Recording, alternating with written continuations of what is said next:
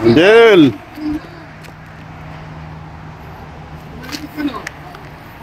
Hello! Yan! Woohoo! Ang Biscuit Basin na sumabog na geyser noong July. So Canada immigration o Canada border po tayo, mga Angel. So yos!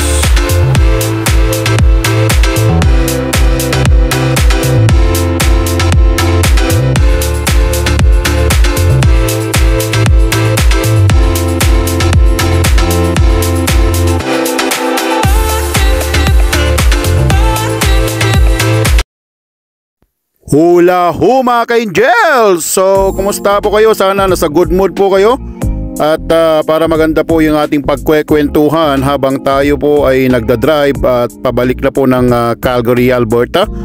At ito mga ka-Angel, nasa Highway 97 pa rin po tayo. Ito yung pinaka main road from Osoyoos sa British Columbia all the way po yan sa Vernon, British Columbia.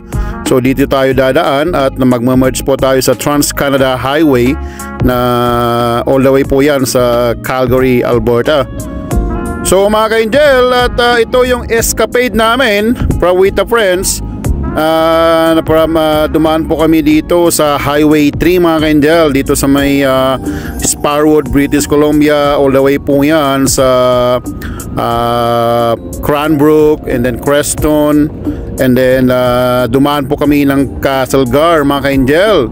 So Castlegar mga ka-Angel, ayan po yung sculpture capital ng Canada. Bakit po? Dahil po dyan po yung mga ginagawa po, yung mga pag-ukit-ukit o yung mga carving po ng mga iba't ibang klase pong mga kumbaga ukit-ukit po sa bakal, sa metal o sa kahoy, parang statue mga ka-Angel. At may mga annual festival pagdating po sa sculpture.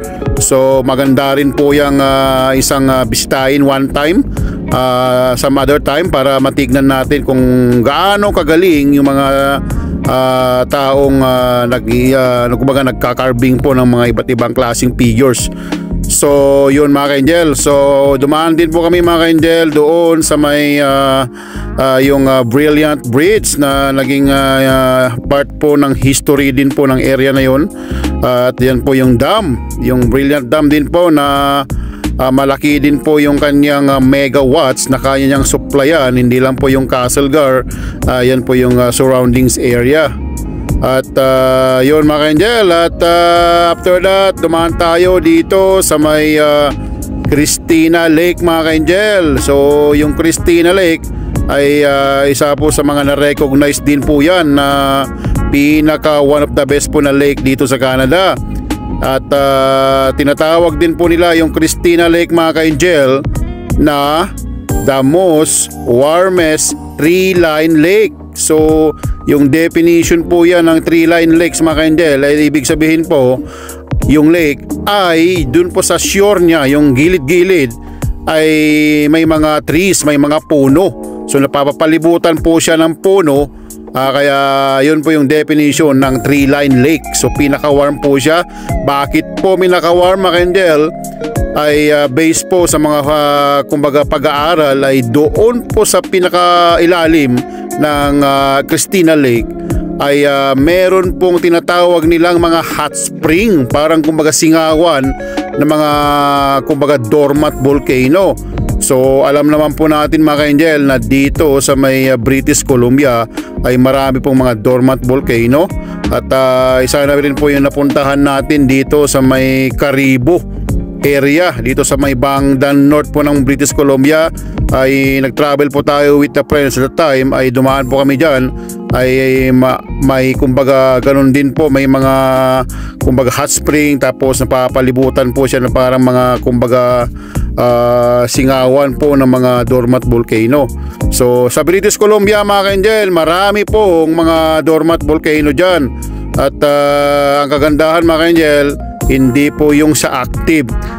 Maybe a million years or 1,000 years ago ay pumutok po yung mga ibang bulkan dyan. But very good dahil after that hindi na po siya pumutok. So yun mga ka-Angel. So ayan po yung facts mga ka-angel. At yan mga ka-angel, yung nakikita nyong lake dyan na maganda, yan po yung Okanagan Lake, na pinakamalaking lake po dito sa Okanagan Valley. At ang ganda ng view mga ka-angel. At kumbaga kung andito kayo talaga in person ay talagang mapapawaw po kayo talaga yung itsura po ng paligid natin ngayon. So ito ay nadaanan na natin the last time when we went to Caribou. Yun, tulad ng sinabi ko kanina, dito kami dumaan sa Penticton area. So ang ganda dito mga ka-angel, ang laking lake talaga niya. At marami talagang mga magagandang view sa area na ito. So nasa Highway 97 pa rin po tayo mga ka-angel. So pagpatuloy natin yung mga daanan natin. So after the Christina Lake, doon nakarating na po kami ng Osoyoos City mga ka-angel. Yun yung pinaka kumbaga warmest na city sa Canada. Bakit po? Dahil po napapalibutan po ng mga disyerto. At andoon po makikita mga ka-angel yung pinaka true desert po ng Canada. Yung salitang may true na salita, ibig sabihin po ay dun sa Osoyoos Desert, na sa kanya po yung katangian, yung quality ng isang disyerto. So mainit po talaga doon. At hindi, kumbaga yung precipitation po ay hindi po ganun kalala. Ay kumbaga bihira lang po yung ulan, bihira lang din yung mag-snow man po, hindi po yung tulad po sa Alberta na napakalamig mga ka-angel. So kaya pwede silang magtanim ng mga fruits and vegetable. At yun mga ka-angel, true and the largest and true desert in Canada ay matatagpuan po sa Osoyoos City.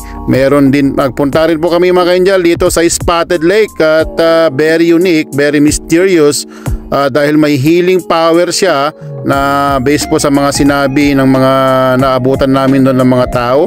Kumuha kami ng mga sample, yung parang mga asin. At yun mga ka-angel, at pwede raw ibabad, tapos ibabad po yung asin, ibabad yung mga like po sa mga paa, ganyan. So yun, doon po sa Spotted Lake mga ka-angel, sa Osoyoos City. At bakit po Osoyoos? Kung additional facts from the First Nation language na Soyos, ibig sabihin po a place where two lakes meet. So kumbaga is lugar daw po na kumbaga nagsalubungan ng dalawang lake. So doon po sa hotel namin mga ka-angel ay parang doon yung pinakagitna. At kumbaga naaro siya, lumiit yung parang kumbaga kabilaan mga ka-angel, ay doon po yung lake. So ganun po yung itsura. At one more thing mga ka-angel, alam niyo po yung Osoyoos Lake din po ay yan po yung pinaka warmest din po, warmest freshwater lake. So ano po yung pagkakaiba doon sa Christina Lake na nabanggit na natin kanina? So ibig sabihin po ay freshwater, ibig sabihin po yan, hindi po siya salty. Unlike po para dun sa mga dagat, so freshwater talaga siya, ibig sabihin. At mostly po yan ay dumadaloy. So yung Osoyoos Lake mga ka-angel ay tagos po yan ng Washington State, sa all the way po yan sa Oregon, sa magme-merge yan sa Columbia River, all the way po yan sa Pacific Ocean. Kaya po hindi siya salty dahil dumadaloy po siya. Unlike po yung mga stagnant, like yung mga kumbaga Spotted Lake na parang walang kumbaga lagusan, ay nagiging salty siya. So yun po ang pagkakaiba mga ka-angel. So yung Christina Lake ay warmest siya dahil tree line. Yung pagkakaiba niya, may puno po yung shoreline niya. Dito naman po sa Osoyoos Lake ay disyerto, wala pong mga puno dun sa gilid-gilid. So yun po yung pagkakaiba nila mga ka-angel. At yung Christina Lake po mga ka-angel at saka yung Osoyoos Lake ay nag-average po yan ng mga more or less 30 degrees po yung temperature po ng lake. Kaya tinawag ng mga warmest lake sa Canada yan mga ka-angel. So ito mga ka-angel, at umakyat kami, nag-U-turn kami kasi parang may banggaan doon sa dulo po ng Highway 97 at mahaba na po yung traffic, yung pila mga ka-angel, at baka abutin tayo ng siyam-siyam pag uwi ng Calgary. Buti lang high-tech tayo, nakakita tayo ng alternate road na para makaiwas doon at mag-merge po tayo doon sa Highway 97C na galing po yan ng Merritt, British Columbia. Diyan tayo dumaan nung nagpunta tayo ng Karibo sa Mount Robson mga ka-angel. So ito mga ka-angel, paakyat na kami at dito makikita, matatanaw mo yung lake, maganda yung view pataas ng pataas. Kaya maganda mga ka-angel, maganda talaga ang view dito sa area na ito. So yun mga ka-angel, at yun lang ang sinabi ko. Buti lang talaga, high-tech na talaga yung mga map ngayon. Makikita lang natin, isusum lang natin sa cellphone, ay magkakaroon tayo ng idea kung saan tayong pwedeng kumbaga lumusot-lusot. Dahil mahirap na po pagka magabi tayo kasi may pasok ang mga kids na tsaka yung mga ibang friends. So ito, nasa Highway 97C tayo mga ka-angel, at mag-stop over tayo dito saglit, dito sa parang visitors information, at hintayin natin yung friends natin para sabay-sabay pa rin po tayong magdadrive na papunta po ng Calgary, Alberta. So ayan mga ka-angel.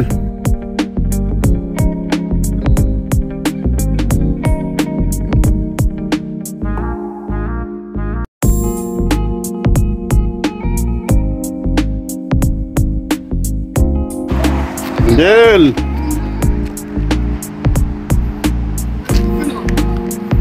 Hello! So ayan mga ka-angel, parang pinaka visitors area itong dito sa inastapan namin. Information po yan ng Kelowna at saka yung mga surroundings area. So yun, tuloy-tuloy yung pag-drive natin mga ka-angel, at dumating na yung friends natin at nakapag washroom, nakapag inat-inat na rin kami. So pa-merge na po tayo ulit ng Highway 97 at andito pa tayo sa Highway 97C. At umakyat po tayo mga ka-angel, yung Highway 97 ay nasa baba. So dito mga ka-angel ay maganda po yung view at talagang matatanaw mo yung Okanagan Lake, yung Okanagan Valley, yung mga bundok po dito.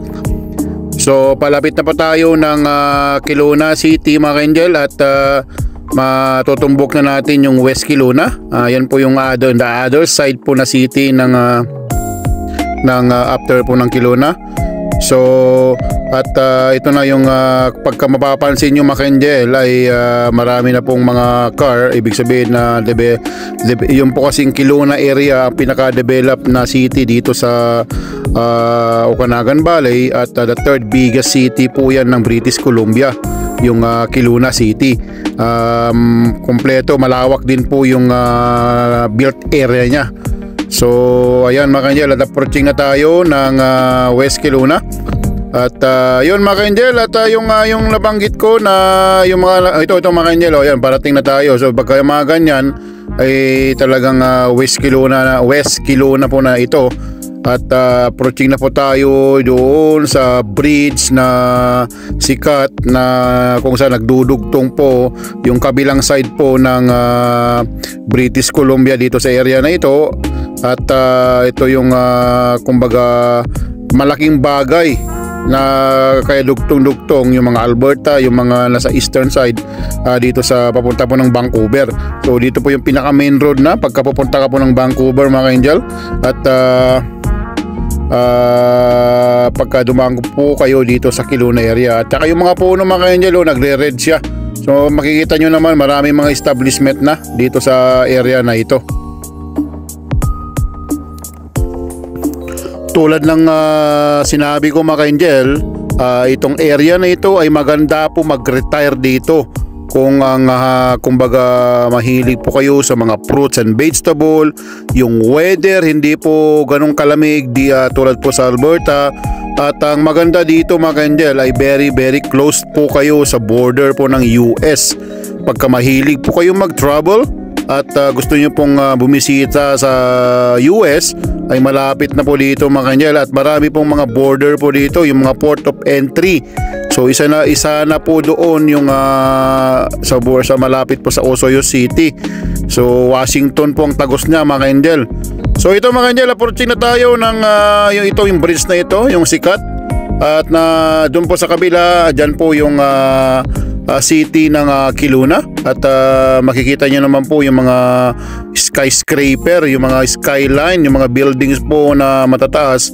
At ang daming under construction na mga building dito mga angel, mga hotel, condominium. At talagang nag-grow po siya, talagang nagbo-boom din po yung economy ng Kelowna City. Kaya mga angel, makikita yung mga mataas po na building dyan. At sikat din po dito yung kumbaga Malaburakay din po yung mga beach dito.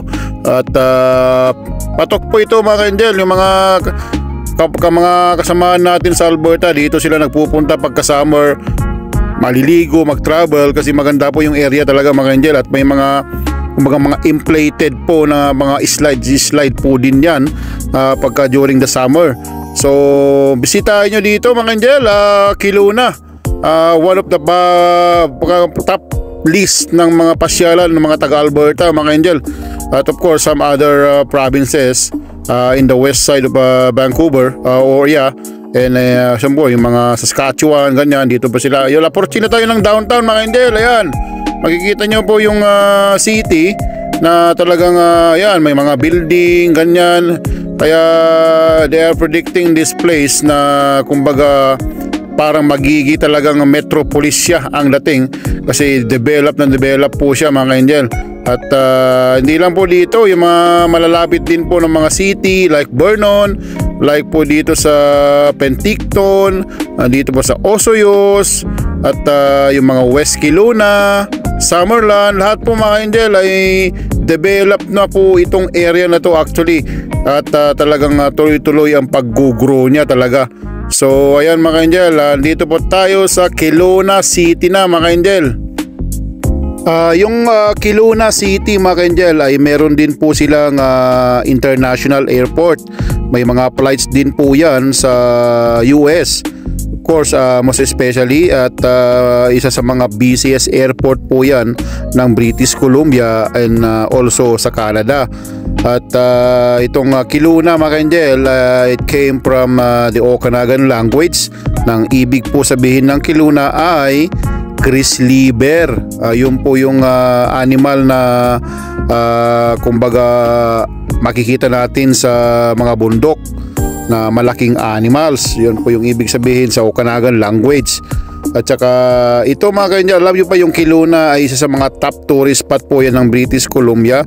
At nagre-receive po ito ng more or less 2 million people annually yung nagbibisita po sa area na ito. At dito po ay meron din po silang more or less 40 na wineries mga kanjel, yung pagawaan po ng mga alak. Kaya dito sa area na ito mga kanjel, tulad ng sinasabi ko, ay yung stretch po yan ng Okanagan Valley ay napakarami pong mga wineries. Ito po yung version po ng tinatawag nilang Napa Valley sa California. Yung Napa Valley ay marami pong mga vineyard dyan, yung mga dyan sa California. Kaya dito po yung parang katumbas niya dahil marami din po mga vineyards, mga kumbaga yung mga plantation din. So maraming activity dito mga angel sa Kelowna area. At maganda talaga mga angel, at mga cherry picking mga ganyan during the summer, bisitahin nyo po dito mga angel sa Kelowna area and Okanagan Valley.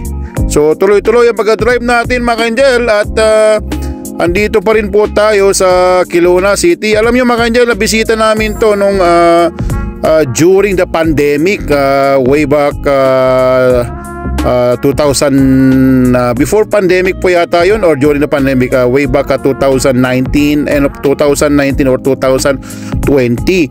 So during that time mga angel ay ang balak natin ay pupunta lang po tayo ng kumbaga Revelstoke, and then nag-decide kami na pupunta kami dito sa Kelowna.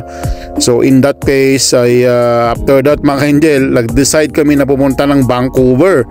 That yan po yung pinakauna namin na travel na malayo nung kaming family, ay diniretso na namin sa Vancouver mga angel. At during that time ay nagrental lang po kami ng car dati mga angel, at SUV. Yun po yung ginamit namin na pag-travel doon sa Vancouver. And one more thing ay tumawid din po tayo dun sa Vancouver Island, yung nag-ferry po tayo mapuntang Victoria City. Yun po yung capital city ng British Columbia. So ayan mga Angel, at na-share ko lang at kung paano tayo napadpad dito sa mga lugar na ito na nag-start. So ayan mga Angel, tuloy-tuloy tayo sa pagdadrive pa rin sa Highway 97 pa rin po tayo. Alam niyo mga ka-Angel, at nung nagpunta kami dito sa area nito ng mga during the pandemic, naku, naka-mask po tayo mga ka-Angel, at medyo kinakabahan tayo kasi siyempre yung COVID ay delikado. Kaya during that time ay although nag-i-start pa lang siya, pero may mga nababalitaan na tayo ng mga sa ibang bansa na talagang malala po yung COVID-19 during that time. At ang hirap mga Angel, at kailangan mong magmask at hindi ka basta-basta kumbaga makakalapit, o kailangan mga 6 feet na distance yan sa mga cashier, ganyan, o mga kumbaga makipag-usap ka sa mga tao, hindi ka pwedeng lumapit, mga ganyan. So ang hirap during that time mga Angel.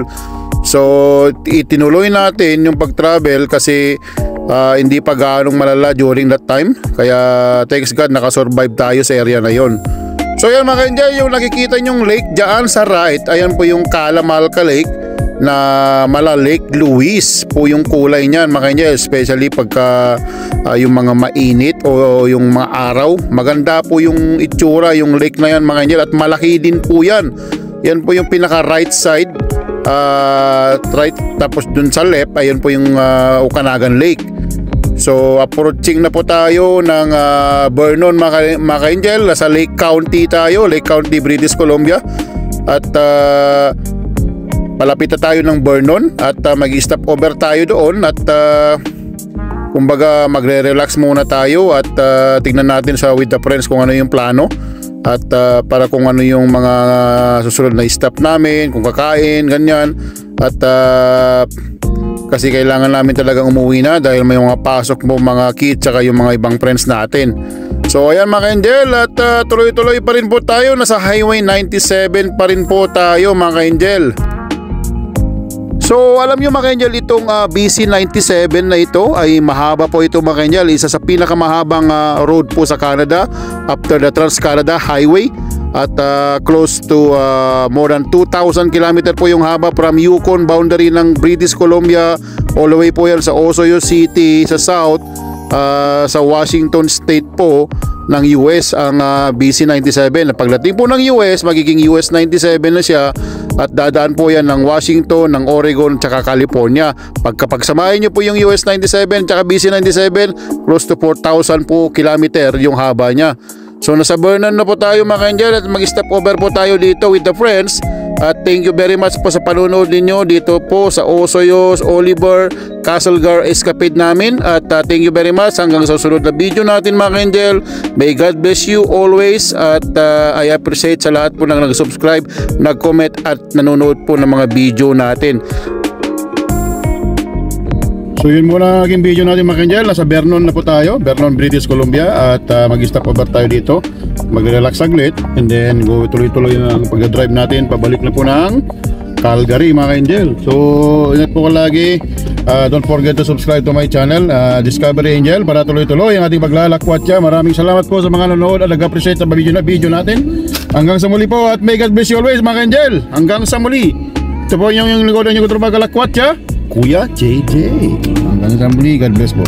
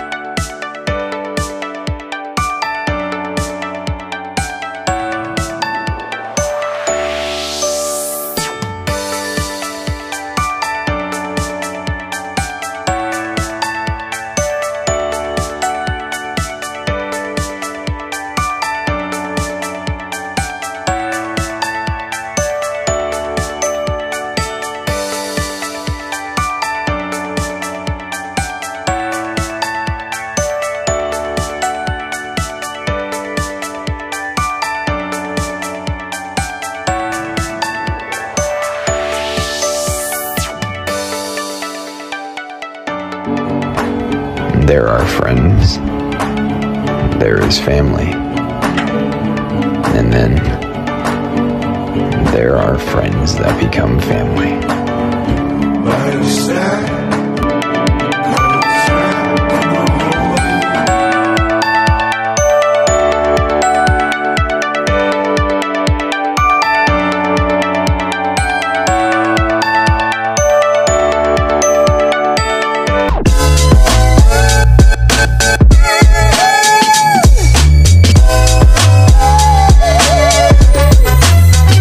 Mga ka-Angel, dito po yung Biscuit Basin na sumabog na geyser noong July. So binalikan natin at tingnan natin yung itsura.